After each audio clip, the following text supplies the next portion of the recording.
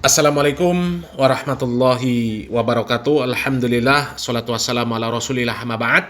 Kaum muslimin yang dirahmati Allah subhanahu wa ta'ala, ada sebuah hadis yang cukup ma'ruf di telinga kaum muslimin, cukup familiar di kalangan kaum muslimin, karena hadis ini sering didengar oleh kaum muslimin, karena sering dibacakan di mimbar-mimbar oleh para ustadz-ustadz, oleh para guru-guru, gus, dan sebagainya.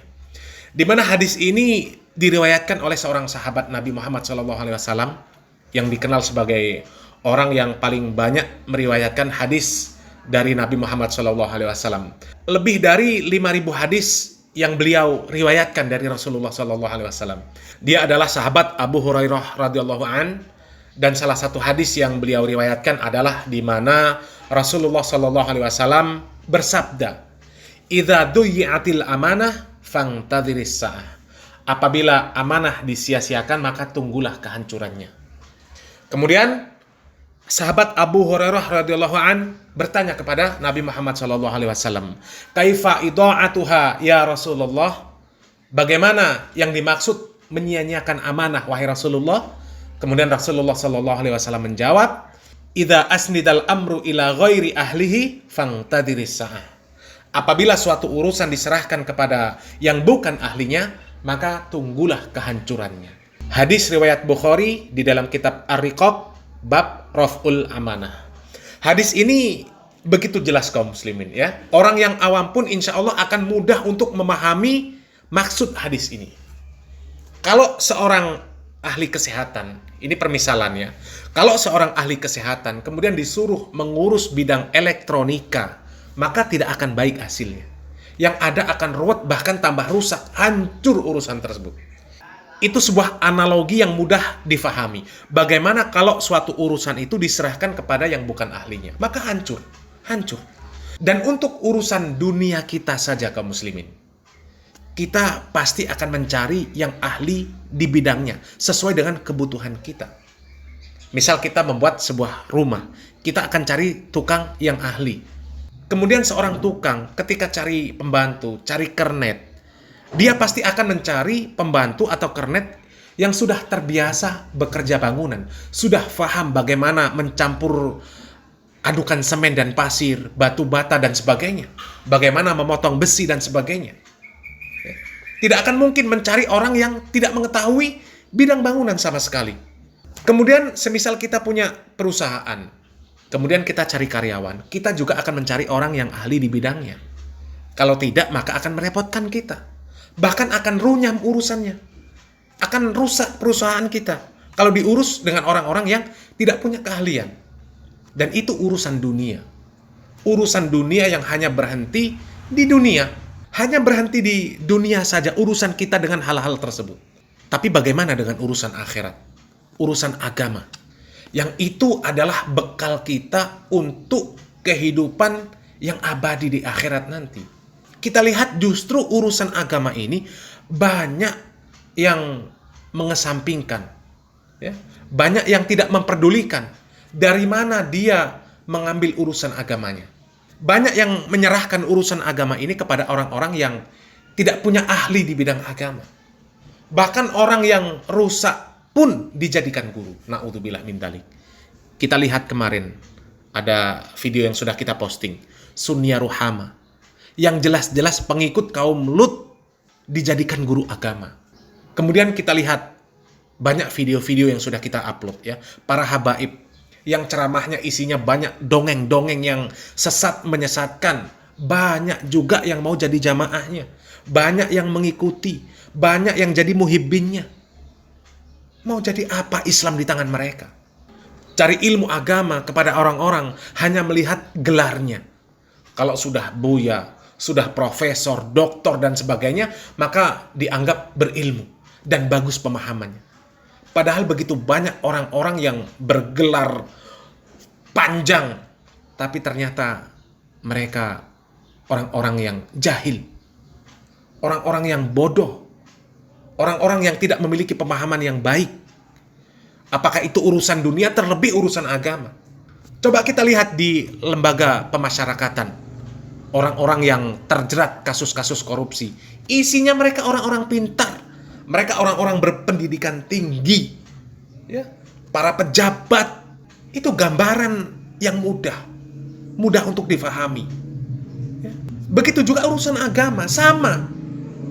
Kalau hanya melihat gelarnya, melihat sudah dipanggil Buya, dipanggil Gus, dipanggil Ustadz, dipanggil Kiai, dipanggil Habib, seolah-olah dia adalah orang-orang yang paham terhadap ilmu agama.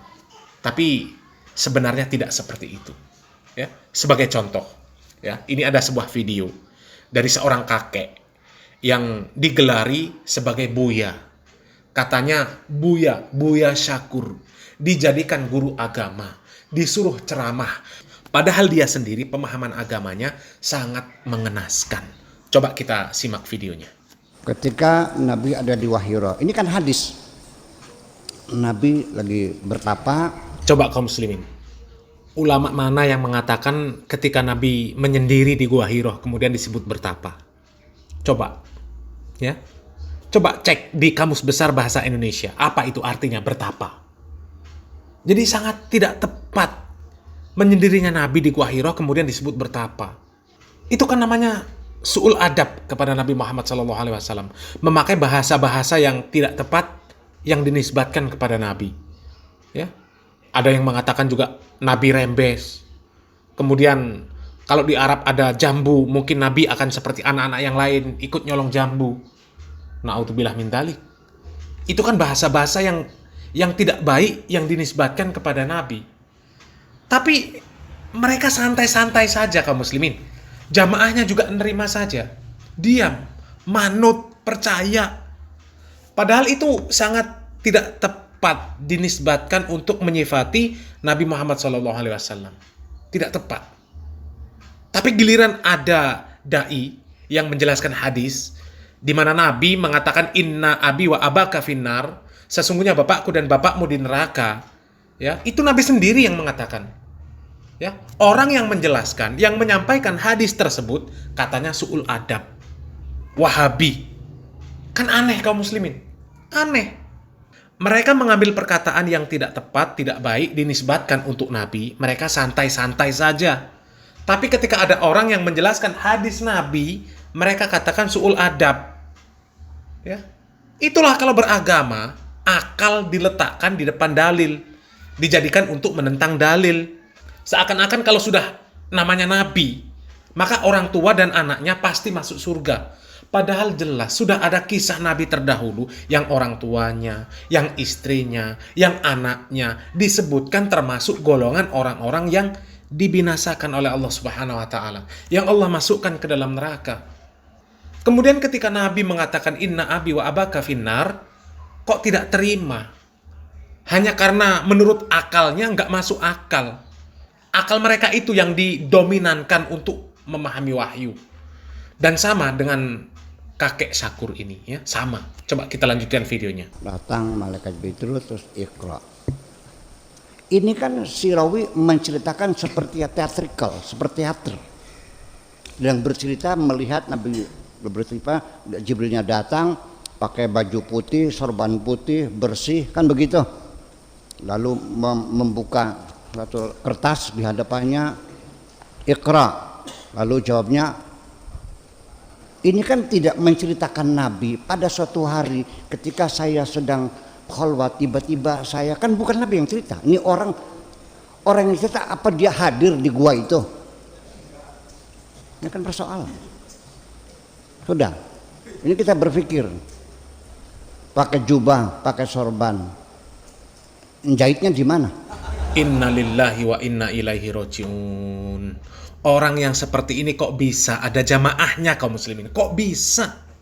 Kan kelihatan kakek ini nggak paham ilmu hadis. Dan secara tidak langsung kakek ini meragukan hadis yang mengisahkan ketika Nabi Muhammad SAW pertama kali menerima wahyu. Lah kalau hadisnya saja diragukan, bagaimana dengan wahyunya? Coba, itu kan yang meriwayatkan hadis istri Nabi sendiri, Aisyah radhiyallahu an. Istri Nabi mendengar hadis dari siapa? Mendengar kisah tersebut dari siapa? Ya dari Nabi. Dan yang namanya hadis memang seperti itu, ada rawinya. Nabi itu yang diriwayatkan hadisnya, bukan periwayat hadis. Ya. Jadi redaksi hadis itu tetap ada sanatnya, ada rawinya.